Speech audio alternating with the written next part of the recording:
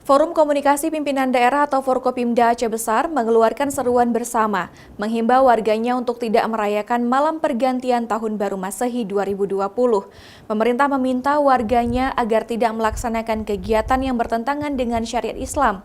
Bila ada warga yang melanggar seruan tersebut, pemerintah Aceh Besar melalui polisi syariah akan memproses sesuai ketentuan yang berlaku. Dalam seruan bersama yang dikeluarkan oleh Forkopimda Aceh Besar, Bupati menghimbau warganya untuk tidak melaksanakan kegiatan yang bertentangan dengan pelaksanaan syariat Islam, adat istiadat, dan etika yang berlaku di Aceh Besar.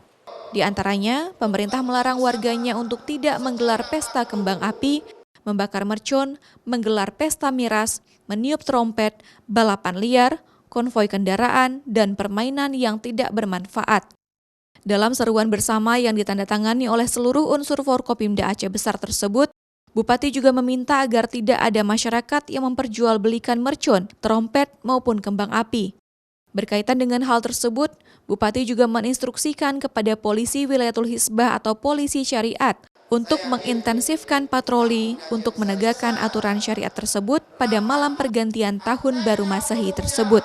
Artinya pemerintah Kabupaten Aceh Besar akan komit akan melakukan patroli di tahun baru, bahwa memang pelaksanaan tahun baru di Aceh, khususnya Aceh Besar, itu harus sesuai dengan pelaksanaan syariat Islam.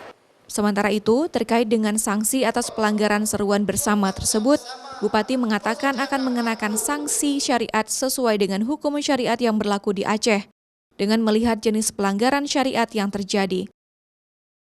Mustajab, Kompas TV, Aceh Besar.